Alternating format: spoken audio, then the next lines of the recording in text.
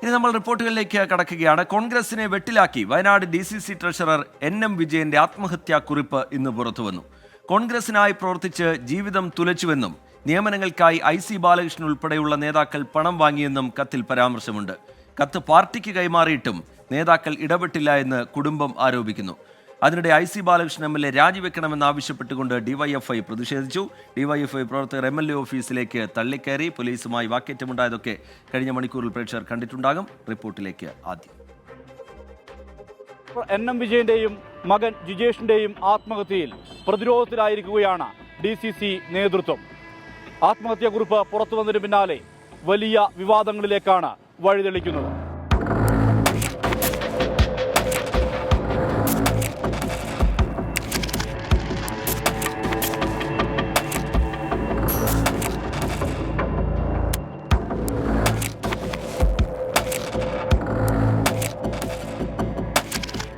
IC ബാലകൃഷ്ണനെയും കോൺഗ്രസിനെയും കൂടുതൽ പ്രതിരോധത്തിലാക്കിയാണ് NM വിജയന്റെ 4 പേജുള്ള കത്ത് ഇന്ന് പുറത്തു വന്നിരിക്കുന്നത്. അർബൻ ബാങ്ക് നിയമനവുമായി ബന്ധപ്പെട്ട് തനിക്ക് കോടിക്കണക്കിന് രൂപയുടെ ബാധ്യതയുണ്ടായെന്നും നിയമനവുമായി ബന്ധപ്പെട്ട് പല കോൺഗ്രസ് നേതാക്കളും പണം വാങ്ങിയെന്നും K സുധാകരൻ അയച്ച കത്തിലും പറയുന്നു. Bathery MLA IC ബാലകൃഷ്ണന്റെയും DCC president ND അപ്പച്ചന്റെയും പേരുകൾ NM വിജയൻ എഴുതിയ കത്തിലുണ്ട്. നിയമനത്തിന്റെ പേരിൽ പലരിൽ നിന്ന് പണം വാങ്ങി. അവസാനം ആരും തിരിഞ്ഞു നോക്കാത്ത അവസ്ഥയുണ്ടായെന്നും NM വിജയന്റെ കത്തിൽ പറയുന്നു. തന്റെ പേരിൽ അർബൻ ബാങ്കിൽ നിന്ന് ലോൺ എടുത്ത് ബാധ്യത തീർത്തു. IC ബാലകൃഷ്ണന്റെ നിർദ്ദേശപ്രകാരമാണ് പണം വാങ്ങിയതെന്നും കുറിപ്പിൽ പറയുന്നു. ആത്മഹത്യയിൽ പാർട്ടിക്ക് പങ്കുണ്ടെന്ന് NM വിജയന്റെ മകൻ 24നോട്. പ്രധാനമായിട്ട് പാർട്ടിയുമായിട്ട് ബന്ധപ്പെട്ടിട്ടാണ് ഇത്രയും പൈസ എൻ്റെ കാര്യമൊന്നും എനിക്കറിയില്ലായിരുന്നു. ഈ കത്ത് കണ്ടപ്പം ഉള്ള അറിവ് മാത്രമേ എനിക്കുള്ളൂ. പാർട്ടിയായിട്ട് ബന്ധപ്പെട്ടുള്ള ഇതിൻ്റെ കാര്യം ഇത്രയും വന്നതിൻ്റെ കാരണം പാർട്ടിയായിട്ട് ബന്ധപ്പെട്ടുള്ളത് തന്നെയാണ് പറഞ്ഞേക്കുന്നത്. പിതാവിന്റെ ആവശ്യപ്രകാരം കത്ത് നേതൃത്വത്തിന് അയച്ചു കൊടുത്തെന്നും നടപടിയുണ്ടാകാത്ത സാഹചര്യത്തിലാണ് കത്ത് പുറത്തുവിടുന്നതെന്നും കുടുംബം അറിയിച്ചു. 4 കത്താണുള്ളത്. ഒന്ന് VD സതീശൻ, സുധാകരൻ, രാഹുൽ ഗാന്ധി, പ്രിയങ്ക ഗാന്ധി. ഈ 4 പേരും അച്ഛൻ മരിച്ച് 10 ദിവസത്തിനുള്ളിൽ 4ാമത്തെ ദിവസം ഇത് അയച്ചു കൊടുക്കാൻ പറയുന്നുണ്ട്. അയച്ചു കൊടുത്തതിന് ശേഷം 10 ദിവസം കഴിഞ്ഞിട്ടും അവരുടെ ഭാഗത്തുനിന്ന് ഒരു റെസ്പോണ്ടും ഉണ്ടായിട്ടില്ല എങ്കിൽ 10ാമത്തെ ദിവസം പോലീസ് മേധാവിക്കും അത് കഴിഞ്ഞിട്ട് മീഡിയേൻ്റെ മുന്നിലും പറയാൻ പറഞ്ഞിട്ടുണ്ട്. അതുകൊണ്ടാണ് ഇന്ന് ഞങ്ങൾ മീഡിയയ്ക്ക് മുന്നിലൊക്കെ ഇത് പറഞ്ഞത്. സംഭവം രാഷ്ട്രീയ ആയുധമാക്കുകയാണ് CPIM. IC ബാലകൃഷ്ണൻ MLAയുടെ ഓഫീസിലേക്ക് DYFI നടത്തിയ മാർച്ച് സംഘർഷത്തിൽ കലാശിച്ചു.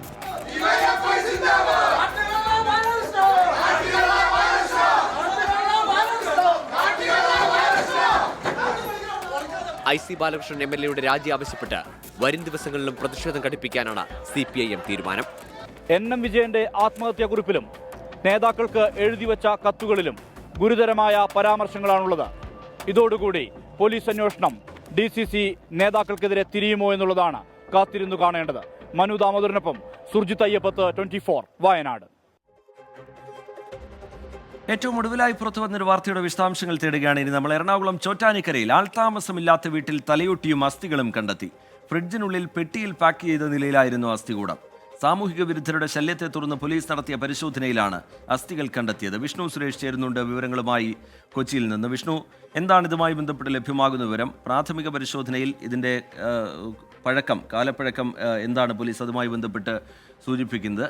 ഈ ഘട്ടത്തിൽ പോലീസ് സംശയിക്കുന്നത് എന്താണ് വിഷ്ണു?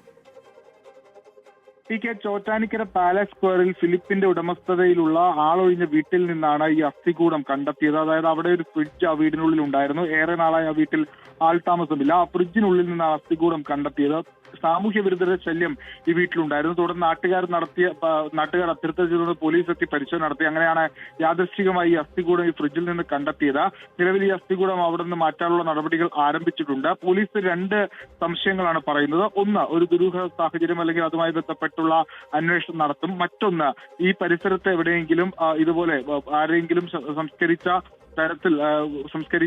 അസ്ഥികൂടങ്ങൾ ആയിരിക്കാം, അതിന്റെ അവശിഷ്ടങ്ങൾ ആയിരിക്കാം ഇത്. അത് ഏതെങ്കിലും തരത്തിൽ കിണർ കുത്തുന്നതിനോ അല്ലെങ്കിൽ കുളം എടുക്കുന്നതിനൊക്കെ വേണ്ടി എടുത്തപ്പോൾ അവിടെ നിന്ന് ലഭിച്ച ഈ അസ്ഥികൂടങ്ങൾ ഈ വീട്ടിൽ കൊണ്ട് സൂക്ഷിച്ചതാവാം. അങ്ങനെ 2 സാധ്യതകളാണ് പോലീസ് പറയുന്നത്. BNS 194, അതായത് അസ്വാഭാവിക മരണത്തിന് പോലീസ് അത്തരത്തിലൊരു വകുപ്പിട്ടാണ് നിലവിൽ ഈ കേസ് രജിസ്റ്റർ ചെയ്യാൻ തീരുമാനിച്ചിരിക്കുന്നത്. ഫോറൻസിക് പരിശോധനയ്ക്ക് അയക്കും. അതിനുശേഷമായിരിക്കും ഒരു കൺക്ലൂഷനിലേക്ക് പോലീസ് എത്തുക. വളരെ യാദൃച്ഛികമായാണ് ഇത് കണ്ടെത്തിയെന്നുള്ളത് ഏറ്റവും പ്രധാനപ്പെട്ട കാര്യമാണ്. വീട്ടുടമ അവിടെ ഉണ്ട്. അദ്ദേഹം ഒരു ഡോക്ടറാണ്, സൈക്കാട്രിസ്റ്റ് ആണ്. അദ്ദേഹത്തോട് കാര്യങ്ങളൊക്കെ പോലീസ് ചോദിച്ചു. പക്ഷേ ഏറെ നാളെ ഏകദേശം 15-20 വർഷമായി വർഷമായി അവിടെ ആൾതാമസമില്ല. അതുകൊണ്ട് തങ്ങൾക്ക് ഇതുമായി ബന്ധപ്പെട്ട കാര്യങ്ങളൊന്നും അറിയില്ല എന്നാണ് അദ്ദേഹത്തിന്റെ ഭാഗത്തുനിന്നുണ്ടായിരിക്കുന്ന മൊഴി. പോലീസ് മറ്റ് ഇടങ്ങളിൽ ചോറ്റാനിക്കര പോലീസ് ഈ പരിസരങ്ങൾ കേന്ദ്രീകരിച്ചുള്ള മിസ്സിംഗ് കേസുകൾ കേന്ദ്രീകരിച്ചും ഒരു അന്വേഷണം പാരലായി ആരംഭിച്ചിട്ടുണ്ട്.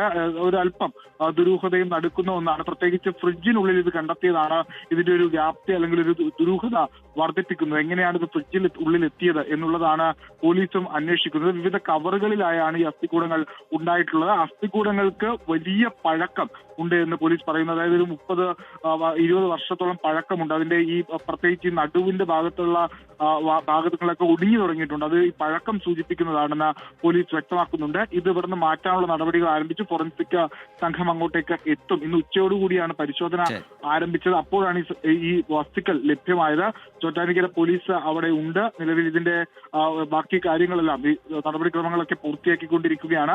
വിശദമായ ഒരു അന്വേഷണം ഇതുമായി ബന്ധപ്പെട്ട് നടത്തുമെന്ന് Ernakulam rural S P Vaibhav സക്സേനയും അറിയിച്ചിട്ടുണ്ട്. ഇതിന്റെ പഴക്കവും ആയി ബന്ധപ്പെട്ട് പഴക്കം നിർണ്ണയിക്കുന്നതുമായി ബന്ധപ്പെട്ടുള്ള കാര്യങ്ങളൊക്കെ ആയിരിക്കും ആദ്യം ശ്രദ്ധ പുലർത്തുക. ഫോറൻസിക് ആണ് ഇതിൽ ഔദ്യോഗിക. വിഷ്ണു സുരേഷ് കൊച്ചിയിൽ നിന്ന് വിവരങ്ങൾ പങ്കുവെക്കുകയായിരുന്നു. ഏറെ നാളായി ആൾതാമസമില്ലാത്ത വീട്ടിലെ ഫ്രിഡ്ജിലാണ് ഇങ്ങനെ തലയോട്ടി അസ്ഥികൂടം ഒക്കെ കണ്ടെത്തിയിരിക്കുന്നത്. പ്രാഥമികമായ പരിശോധനയിൽ അതിന് വർഷങ്ങളുടെ പഴക്കമുണ്ട്. ആ അസ്ഥികൂടത്തിന് വർഷങ്ങളുടെ പഴക്കമുണ്ട് എന്നാണ് പോലീസ് എത്തി നിൽക്കുന്ന നിഗമനം. വലിയ രീതിയിലുള്ള വിശദമായ പരിശോധന അതുമായി ബന്ധപ്പെട്ട് ആവശ്യമായി വരും. അതിലേക്ക് പോലീസ് കടക്കുന്നുണ്ട്. കാണാതായ ആളുകളെ കേന്ദ്രീകരിച്ചൊക്കെയുള്ള പരിശോധനയിലേക്ക് അതിൻ്റെ അന്വേഷണം എന്നുള്ള നിലയിൽ കടക്കും എന്നുള്ള കാര്യം ഉറപ്പാണ്. ചോറ്റാനിക്കര പോലീസ് അവിടെ എത്തി വിവരങ്ങൾ ശേഖരിക്കുന്നുണ്ട്. വിഷ്ണു സുരേഷ് വിശദാംശങ്ങൾ പങ്കുവയ്ക്കുകയായിരുന്നു. കമന്റ് ബോക്സിലേക്ക് കൂടി പോയാൽ ഒരുപാട് പ്രേക്ഷകർ വിവിധ വിഷയങ്ങളുമായി ബന്ധപ്പെട്ട് കമൻറ്റുകൾ അറിയിക്കുന്നുണ്ട്. ഗുഡ് ആഫ്റ്റർനൂൺ പറഞ്ഞുകൊണ്ട് ഒരുപാട് പേർ ഈ വാർത്താ യാത്രയ്ക്ക് ഒപ്പം ചേരുന്നുണ്ട്. ആമിനസിനെ പോലുള്ള പ്രേക്ഷകരൊക്കെ. അതുപോലെ ബത്തേരിയിലെ സത്യമറിയണം, ഈ NM വിജയൻ്റെ ആത്മഹത്യയുമായി ബന്ധപ്പെട്ടുള്ള സത്യമറിയണം എന്നുള്ള കാര്യം ഒരുപാട് പ്രേക്ഷകർ ചൂണ്ടിക്കാട്ടുന്നുണ്ട്. ഇപ്പോൾ NM വിജയൻ്റെ ആത്മഹത്യാ കുറിപ്പ് കൂടി പുറത്തു വന്നതോടുകൂടി കോൺഗ്രസ് നേതൃത്വത്തിനെതിരെയാണ് ചോദ്യങ്ങൾ വരുന്നത്. അവരാണ് അതിൽ മറുപടി പറയേണ്ടതും. എന്തായാലും വിജിലൻസിൻ്റെ പോലീസിൻ്റെ ഒക്കെ അന്വേഷണം അതുമായി ബന്ധപ്പെട്ട് നടക്കുന്നുണ്ട്. അതിനൊരു ഉത്തരം വൈകാതെ തന്നെ കിട്ടും എന്ന് കരുതാം. അടുത്ത റിപ്പോർട്ടിലേക്ക് പോവുകയാണ്. കണ്ണൂരിലേക്കാണ്. കണ്ണൂർ കക്കയങ്ങാട് പന്നിക്കണിയിൽ കുടുങ്ങിയ പുലിയെ കൂട്ടിലാക്കി. വയനാട്ടിൽ നിന്നുള്ള പ്രത്യേക സംഘമെത്തി മയക്കുവെടി വെച്ചാണ് പുലിയെ പിടികൂടിയത്. പുലിയെ എവിടെ തുറന്നു വിടുമെന്ന് വ്യക്തമാക്കണം എന്നാവശ്യപ്പെട്ട് കോൺഗ്രസ് പ്രവർത്തകർ DFOയുടെ വാഹനം തടഞ്ഞു. ഈ പുലി കുടുങ്ങിയ അതേ സ്ഥലത്താണ് നമ്മൾ നിൽക്കുന്നത്. നമുക്കിവിടെ കാണാം. ഇവിടെ നിന്നാണ് വനം വകുപ്പ് പുലിയെ മയക്കുവെടി വെച്ച് ഈ കൂട്ടിൽ മാറ്റി ഇപ്പോൾ RRTയുടെ ആശുപത്രിയിലേക്ക് മാറ്റിയത്.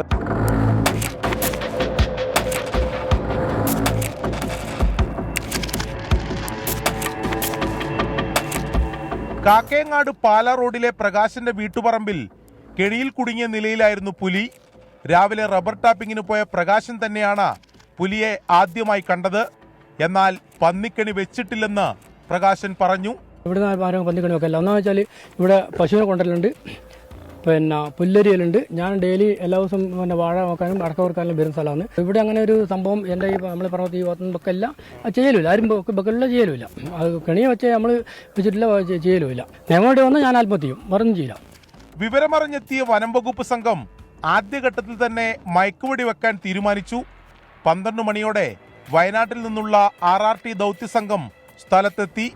വെറ്ററിനറി സർജൻ അജേഷ് മോഹൻദാസിന്റെ നേതൃത്വത്തിലുള്ള സംഘം 12:25 ആദ്യ മയക്കുവെടി വെച്ചു.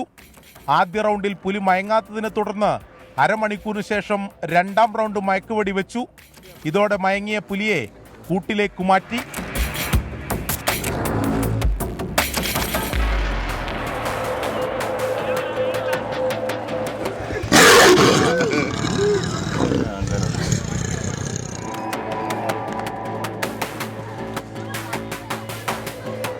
പുലിയെ കൊണ്ടുപോയിട്ടും നാട്ടുകാരുടെ ആശങ്ക മാറിയിട്ടില്ല.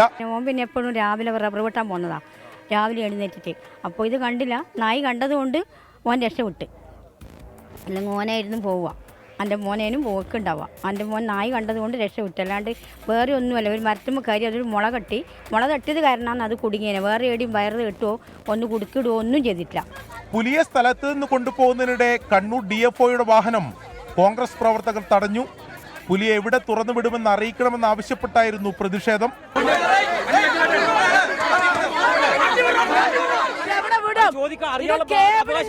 ഇത് കേബിളിൽ കുടുങ്ങിയത് കൊണ്ട് മാത്രമാണ് ഇവിടെ കുരുങ്ങി കിടന്നത്. ഇല്ലായിരുന്നെങ്കിൽ ഈ പുലി മനുഷ്യന്റെ ജീവൻ തന്നെ കവർന്നെടുത്തേന്. അതിനൊരു മറുപടി പറയണ്ടേ? ആറളം വന്യജീവി സങ്കേതത്തിലേക്ക് കൊണ്ടുപോയ പുലിയുടെ ആരോഗ്യസ്ഥിതി വിലയിരുത്തും. തുടർന്ന് എവിടെ തുറന്നുവിടുമെന്നതിൽ തീരുമാനമെടുക്കും. മണിക്കൂറുകൾ നീണ്ട ശ്രമത്തിനൊടുവിലാണ് പുലിയെ മയക്കുവെടി വെച്ച് ആറളത്തെ RRTയുടെ ആശുപത്രിയിലേക്ക് മാറ്റിയത്. ഇനി പുലി എവിടെ തുറന്നുവിടുമെന്ന കാര്യത്തിൽ നാട്ടുകാർക്ക് ആശങ്കയുണ്ട്. അതിൽ വനം വകുപ്പ് വ്യക്തത വരുത്തണമെന്നാണ് ആവശ്യം. കാക്കയങ്ങാട് നിന്നും വൈശാഖിനൊപ്പം അരുൺ പൂപ്പറമ്പ, 24. പൊതുജനം കഴുതയല്ല സാർ. നിലവിൽ ആറളത്തേക്കാണ് ആ പുലിയെ കൊണ്ടുപോയിരിക്കുന്നത്. പുലിയെ എവിടെ തുറന്നുവിടും എന്ന കാര്യം വനംവകുപ്പ് വ്യക്തമാക്കുന്നില്ല എന്നുള്ളതാണ് നാട്ടുകാരുടെ പ്രതിഷേധത്തിന് കാരണമായിരിക്കുന്നത്.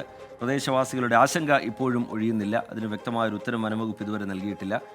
സാധാരണയായി പൂർത്തിയാക്കേണ്ട ചില നടപടിക്രമങ്ങളുണ്ട്. അതിനുശേഷം അക്കാര്യത്തിൽ വനംവകുപ്പ് ഒരു വ്യക്തത വരുത്തും എന്നാണ് കരുതുന്നത്. കാണാം ചില പ്രതികരണങ്ങൾ കൂടി.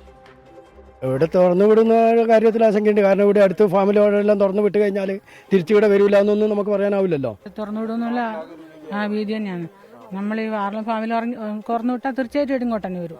ഇങ്ങോട്ടല്ലേ നമ്മൾ നാട്ടിലേക്ക് ഇറങ്ങും. ഇത് ആദ്യമായിട്ട് നമ്മൾ ഈ നാട്ടിൽ പക്ഷെ പറയുന്നത് കേൾക്കുന്നുണ്ട്. കഴിഞ്ഞ പ്രാവശ്യം ഇതുപോലെ തന്നെ പറഞ്ഞ് പുലി ഇറങ്ങിയിട്ടുണ്ടെന്ന് പറഞ്ഞിന്. പക്ഷെ നമ്മൾ കണ്ടിട്ടില്ല, ആരിലോ കണ്ടെന്ന് പറയുന്നുണ്ട്. എവിടുന്നോ കുടുങ്ങി വന്നാണ് ഇത് ഇതായിട്ട് അത് വീട് എത്തിയത് ഈ മരത്തും കയറിയ ശേഷം വയലിലായിരുന്നു ആദ്യം കണ്ടത്. എന്റെ അളിയൻ കണ്ടത് വയലിലായിരുന്നു. അതിനുശേഷം കുടുങ്ങിയത് ഇപ്പറാണ് ഈ കാണുന്നത്.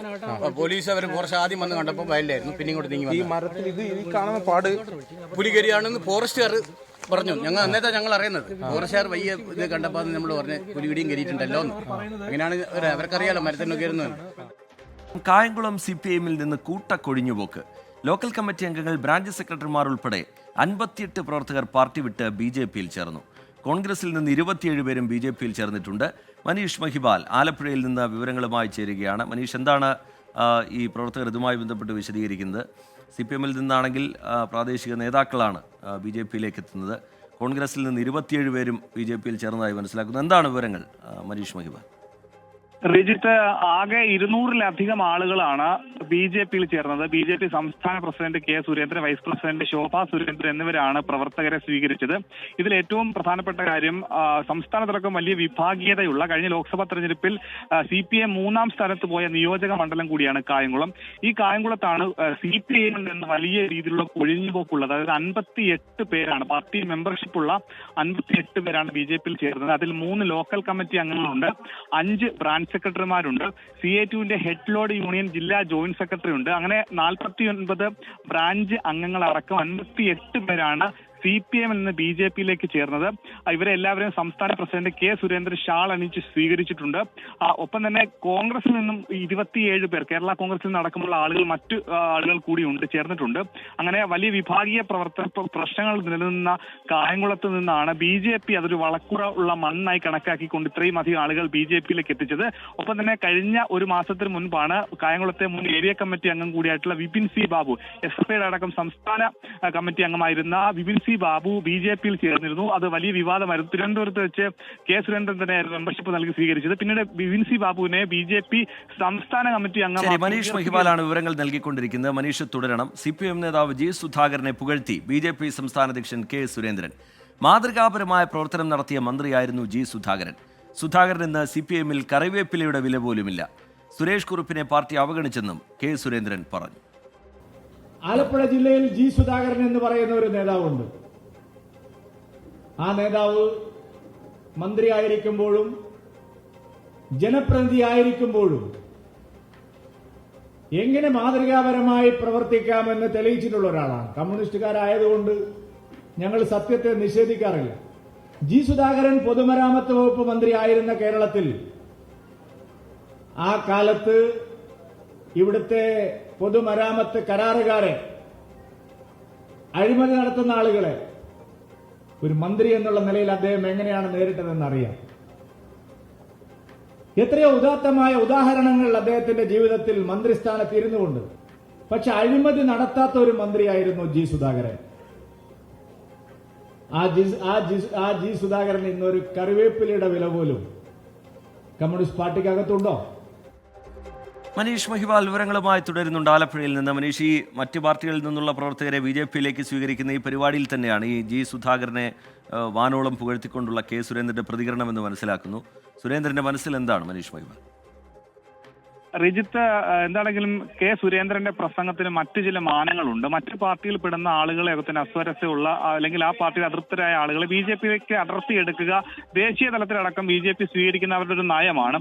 അങ്ങനെ G. സുധാകരൻ പ്രത്യക്ഷത്തിൽ പാർട്ടിയുമായി നിൽക്കുന്ന ഒരു അകൽച്ച, ഇതിനെ മുതലെടുക്കുന്ന ഒരു അവസരം മുതലെടുക്കാൻ BJP ആവുന്നോളം ശ്രമിക്കുന്നുണ്ട്. നേരത്തെ BJPയുടെ സംസ്ഥാന വൈസ് പ്രസിഡന്റ് B. ഗോപാലകൃഷ്ണൻ അടക്കം അത്തരത്തിലുള്ള പരാമർശം അദ്ദേഹത്തെ G. സുധാകരൻ നേരിട്ട് വീട്ടിലെത്തി കണ്ടു, ചില ഗ്രന്ഥങ്ങളൊക്കെ തന്നെ അദ്ദേഹത്തിന് വായിക്കാൻ നൽകി തുടങ്ങിയ പരാമർശങ്ങൾ നടത്തിയിരുന്നു. G. സുധാകരൻ പക്ഷേ ഇതിനെ തള്ളി രംഗത്ത് ഇതുവരെ എത്തിയിട്ടില്ല. എന്താണെങ്കിലും ഇന്നത്തെ ഈ ചടങ്ങിൽ വെച്ചാണ് G. സുധാകരനെ വാനോളം പുകഴ്ത്തി. അദ്ദേഹം പൊതുമരാമത്ത് മന്ത്രിയായിരിക്കെ കുറ്റക്കാരായിട്ടുള്ള അഴിമതി ചെയ്യുന്ന ഉദ്യോഗസ്ഥർക്കെതിരെ നടപടി എടുക്കുമായിരുന്നു. ഒപ്പം തന്നെ G. സുധാകരൻ അഴിമതി രഹിതനായിട്ടുള്ള ഒരു ഇടത് മന്ത്രിയാണ്.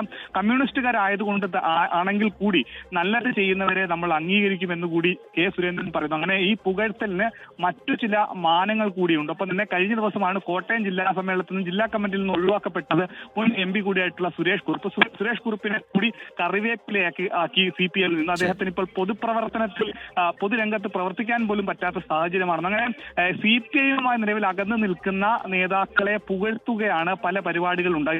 ഇന്നത്തെ പരിപാടിയിൽ എന്താണെങ്കിൽ G. സുധാകരനെയും സുരേഷ് കുറുപ്പിനെയും വാനോളം പുകഴ്ത്തിക്കൊണ്ടാണ് BJPയുടെ സംസ്ഥാന പ്രസിഡന്റ് കെ സുരേന്ദ്രൻ രംഗത്ത് വന്നത്. വിജിത്ത്. ശരി, മനീഷ് മഹിവാൽ വിശദമായ വിവരങ്ങൾ നൽകുകയായിരുന്നു ആലപ്പുഴയിൽ നിന്ന്. സമീപകാലത്തൊന്നും കേരളം കണ്ടിട്ടില്ലാത്ത വിധമുള്ള നാടകീയ അറസ്റ്റാണ് ഇന്നലെ നിലമ്പൂരിൽ കണ്ടത്. DF ഓഫീസ് ആക്രമണ കേസിൽ PV അൻവറിനെ ഒന്നാം പ്രതിയാക്കി വീട് വളഞ്ഞാണ് പോലീസ് സംഘം അറസ്റ്റ് ചെയ്തത്. പോലീസിന്റെ കസ്റ്റഡി അപേക്ഷ തള്ളി അൻവറിന് കോടതിയിൽ നിന്ന് ജാമ്യം അനുവദിക്കുകയും ചെയ്തു. വനംവകുപ്പ് ഓഫീസ് ആക്രമിച്ചതിൽ നേരിട്ട അറസ്റ്റ് രാഷ്ട്രീയ നേട്ടമാക്കാനുള്ള വഴിവെട്ടുകയാണ് PV അൻവർ. കോടതി ജാമ്യം അനുവദിച്ചതോടെ വരും ദിവസങ്ങളിൽ സർക്കാരിനെതിരെ പ്രതിഷേധം കൂടുതൽ ശക്തമാക്കാനാണ് PV അൻവറിന്റെ നീക്കം. ഇതാണ് നിലമ്പൂർ നോർത്ത് DFO ഓഫീസ്. ഇവിടെ നടന്ന ഒരു പ്രതിഷേധമാണ് ഇന്ന് കേരള രാഷ്ട്രീയം ഏറെ ചർച്ച ചെയ്യപ്പെടുന്ന ഒരു അറസ്റ്റിലേക്കും ഇനി വരാൻ പോകുന്ന ഒരുപാട് രാഷ്ട്രീയ ചലനങ്ങൾക്കും ഇടവരുത്തിയത്. യഥാർത്ഥത്തിൽ ആ പ്രതിഷേധം നടക്കേണ്ടത് ഇവിടെ ആയിരുന്നില്ല. കാട്ടാനാക്രമണത്തിൽ മണി കൊല്ലപ്പെട്ട സ്ഥലം സൗത്ത് ഡിവിഷന് കീഴിലാണ്. അതിനു പകരം PV അൻവറും അനുകൂലികളും നോർത്ത് ഡിവിഷനിലാണ് പ്രതിഷേധം സംഘടിപ്പിച്ചത്.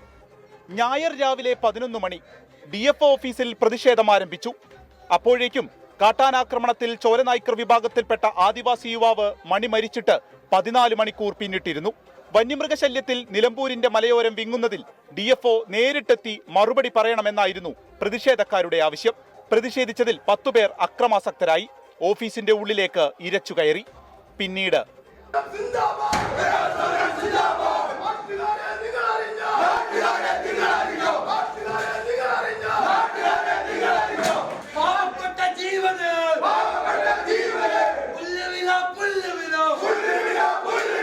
കേസിൽ 3 പേരുടെ അറസ്റ്റായിരുന്നു രേഖപ്പെടുത്തിയത്. വൈകുന്നേരമായപ്പോഴേക്കും സ്ഥിതി മാറി. PV അൻവറിനെ ഒന്നാം പ്രതിയാക്കി ജാമ്യമില്ലാ വകുപ്പ് പ്രകാരം കേസെടുത്തു. വൈകിട്ട് പോലീസ് വീട് വളഞ്ഞു. MLA അറസ്റ്റിലേക്ക്.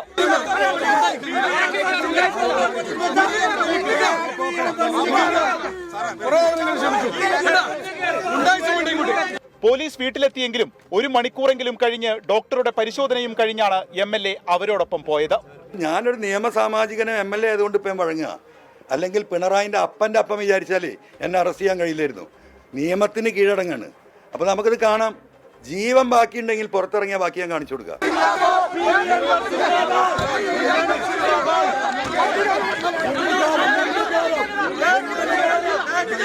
രാത്രി തന്നെ മജിസ്ട്രേറ്റിന് മുന്നിൽ ഹാജരാക്കി. ശേഷം തവനൂരിലെ ജയിലിലേക്ക്. ഒടുവിൽ അങ്ങ് ജയിലിലേക്കല്ലേ? എന്താണ് പറയാനുള്ളത്? പിന്നീട് കേരളം കണ്ടത് ഇടതു വലതു മുന്നണികളുടെ വാക്പോരാണ്. കാട്ടാനാക്രമണത്തിൽ കൊല്ലപ്പെട്ട ഒരു ആദിവാസി യുവാവിന് വേണ്ടി നിലകൊണ്ടതിന് ഈ രീതിയിൽ അറസ്റ്റ് ചെയ്തത് ശരിയായില്ല എന്ന് UDF ഏറ്റുപിടിച്ചു.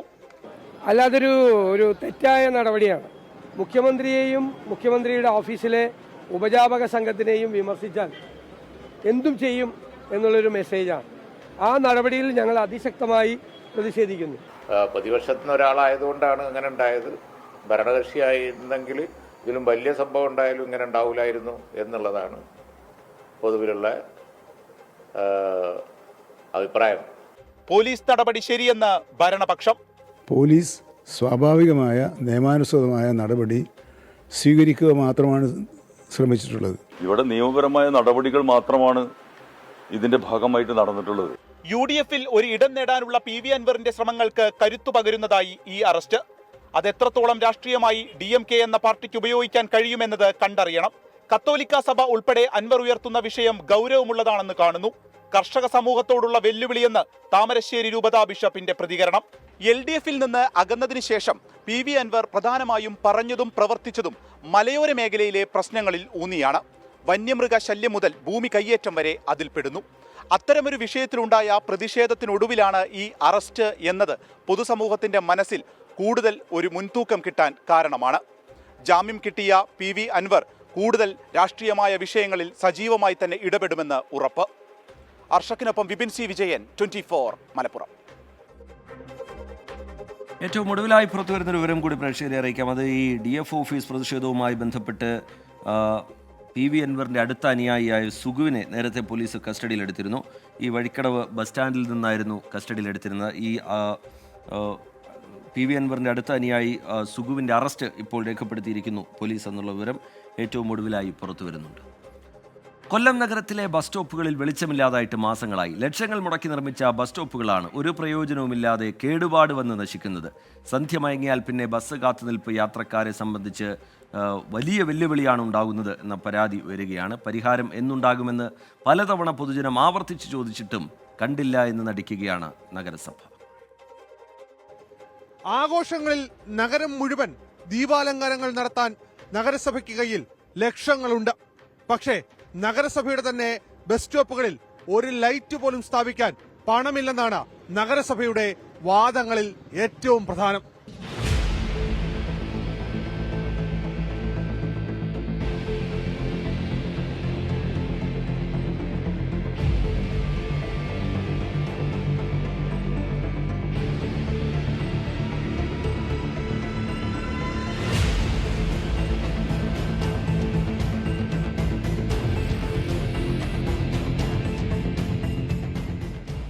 കൊല്ലത്തിന്റെ നഗരഹൃദയത്തിൽ MLA ഫണ്ടിൽ നിന്നടക്കം ലക്ഷങ്ങൾ ചെലവിട്ടാണ് ബസ് സ്റ്റോപ്പുകൾ നിർമ്മിച്ചത്. 10-ലധികം വരുന്ന ബസ് സ്റ്റോപ്പുകളുടെ നിർമ്മാണ തുക പൂർണ്ണമായും കൈമാറുകയും ചെയ്തു. പക്ഷേ ഇവിടങ്ങളിൽ സന്ധ്യ മയങ്ങിയാൽ ഇരുട്ടിനെ ഭയന്നാണ് യാത്രക്കാർ ബസ് കാത്തു നിൽക്കുന്നത്.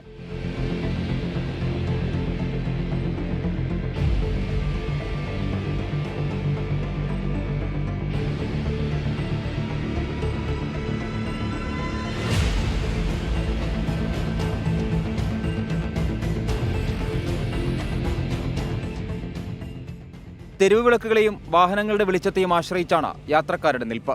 സ്ത്രീകളും കുട്ടികളും ഉൾപ്പെടെയുള്ള യാത്രക്കാർക്ക് പേടിച്ചരണ്ടല്ലാതെ ബസ് കാത്തു നിൽക്കാനാകാത്ത സ്ഥിതി. ബസ് സ്റ്റോപ്പ് നിർമ്മാണ ഘട്ടത്തിൽ തന്നെ വൈദ്യുതീകരണം അടക്കം നടത്താൻ പണം അനുവദിച്ചതാണ്. പക്ഷേ ലൈറ്റുകൾ എവിടെയെന്ന് ചോദിച്ചാൽ അതിന് കൃത്യമായ ഉത്തരം ആർക്കും പറയാനില്ല. ആരാണ് ഉത്തരവാദി? നല്ല ബുദ്ധിമുട്ടുണ്ട്. ഇപ്പൊ കുറച്ച് ദിവസം കൊണ്ട് നല്ല ബുദ്ധിമുട്ടുണ്ട്. ഇപ്പൊ 2-3 മാസം കൊണ്ട് ഞാൻ ജോലിക്ക് പോന്നേ. ഇപ്പോഴൊക്കെ ഇവിടെ ആളും തിരക്കും കുറവായിരിക്കും, ഇരുട്ടുമായിരിക്കും. ലൈറ്റും ഇല്ല, ഒന്നുമില്ല. ഭയങ്കര പാടും ബുദ്ധിമുട്ടും കാര്യങ്ങളൊക്കെ കാണും. വെട്ടമില്ല. പിന്നെ ഇങ്ങനെ ഒറ്റയ്ക്ക് വന്നിരിക്കണം ഞങ്ങള്. ലൈറ്റ് വെട്ടമില്ലാതെ ഇരിക്കണം, അതാണ് വിഷയം. കിടക്കാൻ പറ്റുന്നില്ല. രാത്രി കിടന്ന് ബാഗൊക്കെ അടിച്ചോണ്ട് പോകുന്നു. വെട്ടമൊക്കെ ഉണ്ടെങ്കിൽ ആരും ഒന്നും ചെയ്യത്തില്ല. ഇപ്പൊ യാദൃശ്യമായി ഇന്ന് വന്ന് നിൽക്കുന്നതേ ഉള്ളൂ. അല്ലാതെ ഈ ലൈറ്റിന്റെ പിന്നെ ഈ പ്രകാശമൊക്കെ ഉണ്ടല്ലോ എന്ന് വിചാരിച്ചു ഇങ്ങനെ നിൽക്കുന്നു. ആ പ്രകാശവട്ടത്തിൽ ഞങ്ങളാണ് സാർ ഉത്തരവാദി. പ്രതികരിക്കാൻ ജനത്തിന് സമയമില്ലാത്തതാണ് നിങ്ങളുടെ ഭാഗ്യം.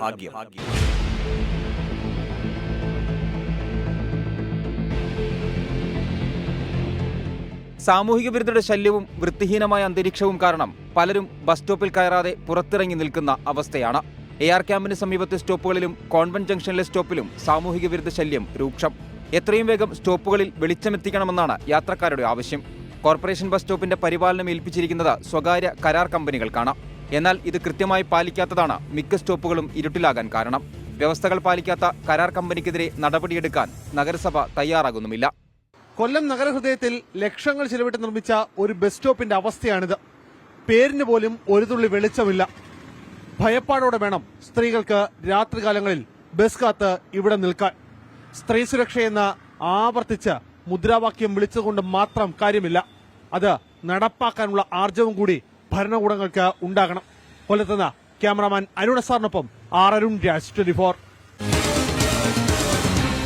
പൊതുജനം കഴുതയല്ല സാർ. ഇടുക്കി പുല്ലുപാറയ്ക്ക് സമീപം KSRTC ബസ് താഴ്ചയിലേക്ക് മറിഞ്ഞ് 4 പേർക്ക് ദാരുണാന്ത്യം എന്ന വാർത്ത ഇന്ന് പുറത്തു വന്നിരുന്നു. മാവേലിക്കര സ്വദേശികളായ 4 പേർക്കാണ് ജീവൻ നഷ്ടമായിരിക്കുന്നത്. പരിക്കേറ്റ 24 പേർ ചികിത്സയിലാണ്. ബസിന്റെ ബ്രേക്ക് നഷ്ടപ്പെട്ടതാണ് അപകടത്തിന്റെ കാരണം എന്നാണ് പ്രാഥമിക നിഗമനം. കൊടും വളവും റോഡിന് വീതിയില്ലാത്തതും ബസ് കൊക്കയിലേക്ക് മറിയാൻ ഇടയാക്കി. അപകടത്തിൽ അടിയന്തര അന്വേഷണത്തിന് ഗതാഗത വകുപ്പ് മന്ത്രി KB ഗണേഷ് കുമാർ ഉത്തരവിട്ടു.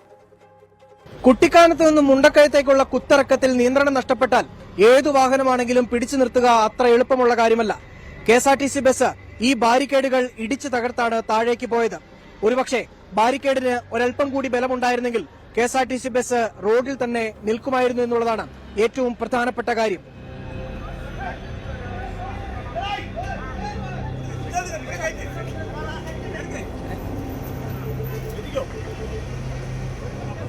പുലർച്ചെ 6:30-ക്കാണ് അപകടം. കുട്ടിക്കാനത്ത് നിന്നും മുണ്ടക്കയത്തേക്കുള്ള ഇറക്കുമിറങ്ങുന്നതിനിടെ KSRTC ബസിന്റെ ബ്രേക്ക് നഷ്ടപ്പെട്ടു. റോഡരികിലെ ബാരിക്കേഡ് ഇടിച്ചു തകർത്ത് ബസ് 30 അടി താഴ്ചയിലേക്ക് പതിച്ചു. 3 KSRTC ജീവനക്കാർ ഉൾപ്പെടെ 37 പേരാണ് ബസ്സിലുണ്ടായിരുന്നത്. ഒരു വല്ലാത്തൊരു വളവുണ്ട് അവിടെ. ഒന്ന് ചവിട്ടിയത് ബ്രേക്ക് കിട്ടി, പക്ഷെ രണ്ടാമതൊന്നൊരു ചവിട്ടി അതിൽ താഴോട്ടങ്ങ് പോയത്. ബ്രേക്ക് പോയച്ചാന്ന് പറയുകയും ഞാൻ മാക്സിമം ഇടത്തോട്ട് പിടിച്ച് ഞാൻ വളരെ പെയ്യേ വന്നു. മോളിൽ നിന്ന് കുട്ടിക്കാനത്തുനിന്ന് താഴോട്ട് വളരെ പതുക്കെയാണ് വന്നത്. ഞാൻ സ്പീഡിലൊന്നും വന്നില്ല. മാവേലിക്കര സ്വദേശികളായ രമാമോഹനൻ, അരുൺ ഹരി, സംഗീത്, ബിന്ദു നാരായണൻ എന്നിവരാണ് മരിച്ചത്. പരിക്കേറ്റ 21 പേർ മുണ്ടക്കയത്തെ സ്വകാര്യ ആശുപത്രിയിലും ഗുരുതരമായി പരിക്കേറ്റ 2 പേർ കോട്ടയം മെഡിക്കൽ കോളേജിലും ചികിത്സ തേടി. ഒരാൾ പാലായിലെ സ്വകാര്യ ആശുപത്രിയിലും ചികിത്സയിൽ തുടരുകയാണ്. വളരെ ദൗർഭാഗ്യകരമായ സംഭവമാണ്. പ്രാഥമിക റിപ്പോർട്ട് മോട്ടോർ വെഹിക്കിൾ ഡിപ്പാർട്ട്മെന്റിൽ വന്നിട്ടുണ്ട്. അതിൽ വണ്ടിയുടെ കുഴപ്പമാണോ ഡ്രൈവറെ മിസ്റ്റേക്ക് ആണോ എന്നുള്ള കാര്യം പരിശോധിക്കണമെന്നാണ് റിപ്പോർട്ട് വന്നിരിക്കുന്നത്. അത് പരിശോധിക്കാനുള്ള അന്വേഷണം ആരംഭിച്ചിട്ടുണ്ട്. ഈ മരിച്ച കുടുംബങ്ങൾക്ക് ആദ്യഘട്ടമായി ഒരു 5 ലക്ഷം രൂപ KSRTC നൽകും. എല്ലാ ചികിത്സാ ചെലവും അവരുടെ ഹോസ്പിറ്റലുള്ളവരുടെ എല്ലാ ചികിത്സാ ചെലവും വഹിക്കാൻ വേണ്ടി നിർദ്ദേശം കൊടുത്തിട്ടുണ്ട്. 5-ാം തീയതി പുലർച്ചെയാണ് KSRTC ബസ്സിൽ തീർത്ഥാടന യാത്രയ്ക്ക് 34 പേരുടെ സംഘം മാവേലിക്കരയിൽ നിന്ന് പുറപ്പെട്ടത്. തീർത്ഥാടനം കഴിഞ്ഞ് തിരിച്ചു വരുന്ന വഴിയാണ് അപകടം. മരിച്ചവരുടെ പോസ്റ്റ്മോർട്ടം നടപടികൾ പൂർത്തിയാക്കി മൃതദേഹം ബന്ധുക്കൾക്ക് വിട്ടുനൽകും.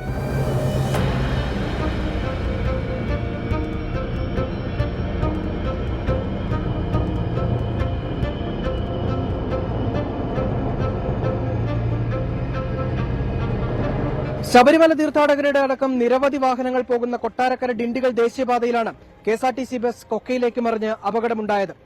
ബാരിക്കേഡുകൾ ഇടിച്ചു തെറിപ്പിച്ച് ബസ് താഴേക്ക് പതിക്കുകയായിരുന്നു. ഒരു ദേശീയപാതയിൽ ഉണ്ടാകേണ്ട സാമാന്യമായിട്ടുള്ള സുരക്ഷാ സംവിധാനങ്ങൾ ഇവിടെ ഉണ്ടോ എന്ന് ചോദിച്ചാൽ ഇല്ല എന്ന് വേണം പറയാൻ. അടിയന്തരമായി സുരക്ഷാ സംവിധാനങ്ങൾ ഈ റോഡിൽ ഒരുക്കുക തന്നെ വേണം. മുഹമ്മദ് ഏലപ്പാറയ്ക്കൊപ്പം രാഹുൽ വിജയൻ, 24 ഇടുക്കി. പൊതുജനം കഴുതയല്ല സാർ. 4 പേർ മരിച്ച അപകടത്തിന്റെ ഞെട്ടലിലും നടുക്കത്തിലുമാണ് നാട്. സുരക്ഷിതമായ ക്രാഷ് ബാരിയറുകൾ റോഡിൽ ഉണ്ടായിരുന്നെങ്കിൽ ബസ് താഴ്ചയിലേക്ക് മറിഞ്ഞത് ഒഴിവാക്കാൻ കഴിയുമായിരുന്നുവെന്ന് അവിടെയുള്ള നാട്ടുകാരും പറയുന്നുണ്ടായിരുന്നു. ചില പ്രതികരണങ്ങൾ കാണാം. മുണ്ടക്കയം തൊട്ട് കുട്ടിക്കാനം വരെ അപകട മേഖലയാണ്.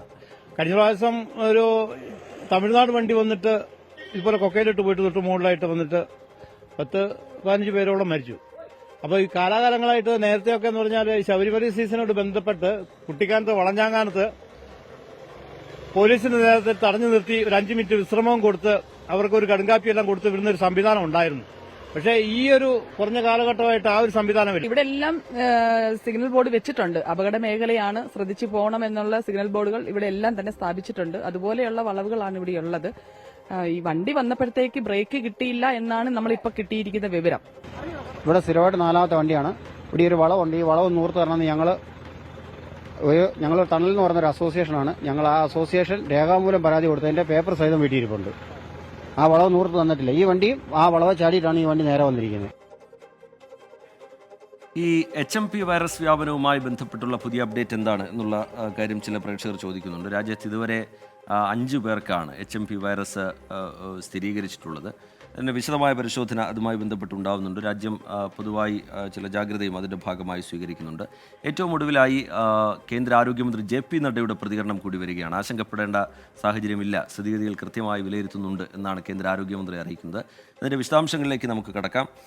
അതിനു മുമ്പ് ചെറിയൊരു ഇടവേള. ഇപ്പോൾ വയനാട് DCC പ്രസിഡന്റ് ND അപ്പച്ചൻ മാധ്യമങ്ങളെ കാണുകയാണ്. നേരത്തെ NM വിജയന്റെ ആത്മഹത്യാക്കുറിപ്പുമായി ബന്ധപ്പെട്ടുള്ള വിവരങ്ങൾ പുറത്തു വന്നിരുന്നു. ആത്മഹത്യാക്കുറിപ്പ് പുറത്തു വന്നിരുന്നു. അതിലെ ആരോപണങ്ങൾക്കുള്ള മറുപടിയാണ് അദ്ദേഹത്തിന്റെ ഭാഗത്തു നിന്നുണ്ടാകുന്നത്. തത്സമയം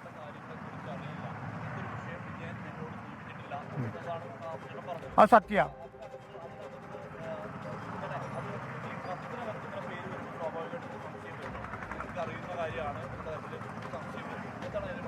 അല്ല, അതിപ്പോൾ ഇവിടെ ആരുടെ പേര് വേണം എഴുതി വെക്കാമല്ലോ. ആരും പറഞ്ഞുകൊണ്ടൊന്നുമില്ലല്ലോ. ആരുടെ പേര് വേണമെങ്കിലും എഴുതി വെക്കാം. ഞാനിത് വിജയമായിട്ട് ഇത്തരം സാമ്പത്തിക ഇടപാടിനെ സംബന്ധിച്ച് ഞങ്ങൾ തമ്മിൽ ഒരു ചർച്ച നടത്തേണ്ട ഘട്ടം ഉണ്ടായിട്ടില്ല, ആവശ്യമുണ്ടായിട്ടില്ല. എന്നോട് ഇട്ടത് പറഞ്ഞിട്ടുമില്ല. കഴിഞ്ഞ മാസം 19 ജനറൽ ബോഡി യോഗത്തിൽ അങ്ങനെ പങ്കെടുത്തിരുന്നു. പല കാര്യങ്ങൾ ചർച്ച ചെയ്തു യോഗത്തിൽ. അങ്ങനെ ഉണ്ടെങ്കിൽ കാര്യം പറയണ്ടേ? യോഗത്തിൽ പരസ്യമായി വേണം പറയാലോ. ഞങ്ങളെ യോഗത്തിലൊക്കെ അങ്ങനത്തെ കാര്യങ്ങളൊക്കെ പരസ്യമായി ഉന്നയിക്കാം, ഒരു കുഴപ്പമില്ല. ആർക്ക് വേണമെങ്കിലും ഒരു കാര്യത്തെപ്പറ്റി ആരും ഒന്നും പറഞ്ഞിട്ടില്ല.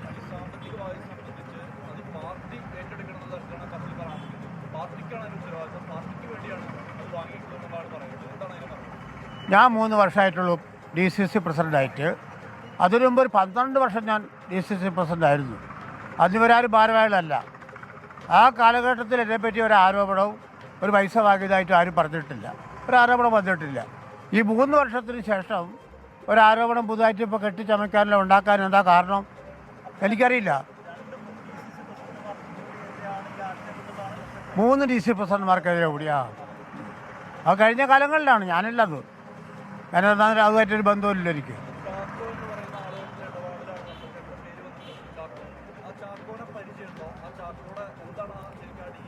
എനിക്കറിയാൻ പാടില്ല. അറിയാത്ത കാര്യത്തിൽ ഞാൻ എങ്ങനെ മറുപടി പറയുക? നേരത്തെ ചോദിച്ച മാതിരി ആരോ സ്ഥലം എഴുതി കൊടുത്തെന്നോ എന്തോ എഴുതി കൊടുത്തൊക്കെ പറഞ്ഞില്ലേ? ഞാൻ വാങ്ങാത്ത കാര്യത്തിൽ എനിക്ക് പറയാൻ പറ്റുമോ? ആള് ഏതാണെന്നുള്ളത് എനിക്ക് വ്യക്തമായിട്ടില്ല. വ്യക്തമായി ഞാൻ പറയാം. എൻ്റെ അയൽവാസികൾ ആരും ചാക്കോമാരോടില്ല. ഏതെങ്കിലും ചാക്കോയിൽ പെട്ടിട്ടുണ്ടെന്ന് എനിക്കറിയാൻ പാടില്ല. അങ്ങനെ ഉണ്ടെങ്കിൽ ആ ചാക്കോട് ചോദിക്കട്ടെ, നിങ്ങൾ ചോദിക്കാം.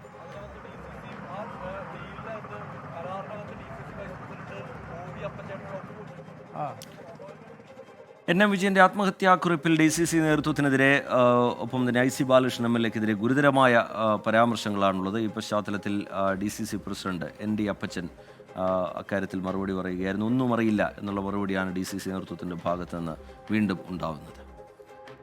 HMP വൈറസ് വ്യാപനത്തിൽ ആശങ്കപ്പെടേണ്ട സാഹചര്യമില്ല എന്ന് കേന്ദ്ര ആരോഗ്യമന്ത്രി JP നഡ്ഡ.